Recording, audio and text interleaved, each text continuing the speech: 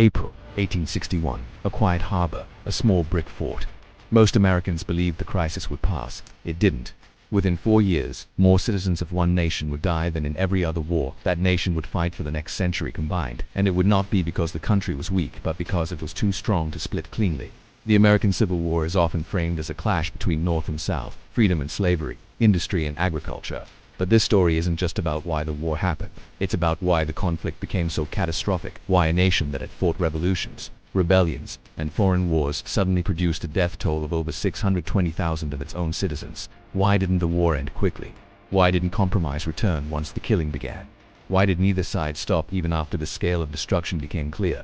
By 1860, the United States was not a fragile experiment anymore. It was expanding westward, industrializing rapidly, and growing in population at a pace unmatched in the modern world. But growth had created two incompatible systems. In the North, factories, railroads, and wage labor were reshaping society. In the South, wealth and political power remained tied to plantation agriculture and to slavery as its labor foundation. For decades, political leaders had contained the tension through compromise. Missouri Compromise, Compromise of 1850, Kansas-Nebraska Act. Each agreement postponed confrontation by drawing new lines, literal and political, across the map. But every new territory forced the same question again: would it enter as free or slave? By the late 1850s, compromise had stopped solving the problem. It was merely redistributing it. Then came the election of Abraham Lincoln in 1860. Lincoln did not campaign on immediate abolition where slavery already existed, but he opposed its expansion. For Southern leaders, that distinction barely mattered. Expansion was survival. Without new slave states, their political influence would decline. Without influence, they feared eventual extinction of their system, so they acted before that future could arrive. State by state. Beginning with South Carolina, secession conventions voted to leave the Union. They formed a new government, the Confederate States of America. Not as rebels in their own eyes, but as founders of a separate nation. The remaining states, still loyal, became known as the Union. 2 governments, 2 armies, 1 territory. Neither side believed the other would fight for long. The war began not with a grand invasion, but with a dilemma. A federal garrison still occupied Fort Sumter, inside Confederate-controlled territory. If the Confederacy ignored it, they appeared weak. If they attacked it, they risked uniting the North. Lincoln faced the same calculation: abandon the fort, and secession might become permanent; reinforce it, and war would begin. Both sides chose resolve over retreat.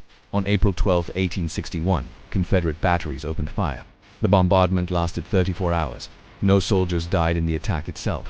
But the political effect was irreversible. The illusion that this was a temporary crisis disappeared overnight. Volunteers flooded recruitment offices on both sides. Politicians who had urged caution now spoke of honor and survival.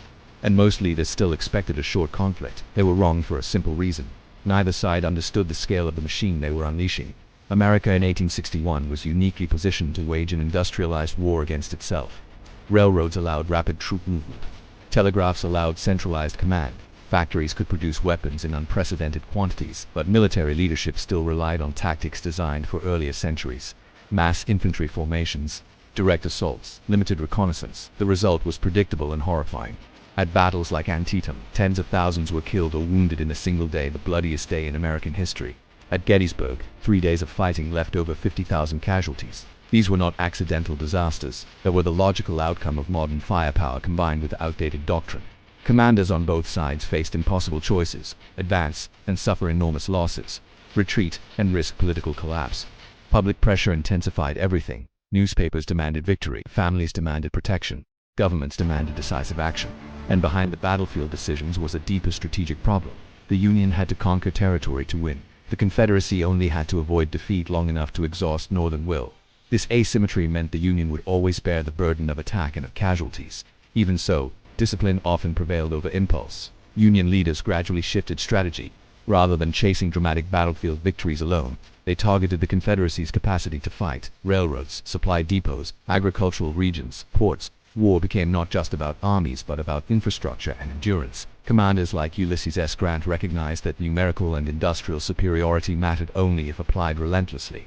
Grant did not seek glorious maneuvers. He sought pressure, continuous, exhausting pressure. Opposing him was Robert E. Lee, a commander whose defensive skill repeatedly compensated for Southern disadvantages. Lee understood terrain, timing, and morale. Grant understood attrition. Their confrontation would define the war's final phase. By 1864, the conflict had transformed into something neither side envisioned at the start. Cities burned. Rail lines twisted into useless metal. Entire regions were stripped of resources. Union strategy tightened like a vice. Naval blockades strangled Southern trade. Campaigns through the Deep South destroyed the economic base that supported Confederate armies. Meanwhile, Union forces continued to absorb heavy losses but replace them. The Confederacy could not. Every battle reduced manpower that could not be recovered. Every destroyed railroad reduced mobility that could not be restored. The end came not with a dramatic final battle, but with exhaustion. In April 1865, Lee's army, cut off from supplies and surrounded at Appomattox Court House. The war effectively ended there, not because one side suddenly collapsed in combat but because it could no longer function as a system. The death toll over 620,000 reshaped the nation permanently. Entire communities lost a generation of young men. Economic patterns shifted. Political power realigned. Most importantly, the war resolved the central question that had haunted the country since its founding. Was the United States a voluntary union of sovereign states, or a single nation that could not be divided? The answer, paid for in blood, was final. The federal government emerged stronger than ever before. Slavery was abolished. Citizenship and rights would be redefined through constitutional amendments. But victory did not erase division. Reconstruction would struggle to rebuild trust between regions that had spent 4 years trying to destroy each other.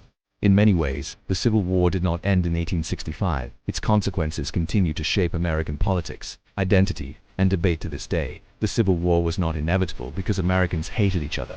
It became inevitable because two powerful systems evolved in ways that could no longer coexist and because both sides believed surrender would mean extinction. Once the machinery of modern war began turning, stopping it required more than battlefield success. It required one side to outlast the other completely. That is why the cost was so high. Not recklessness, not madness, but endurance pushed beyond human limits.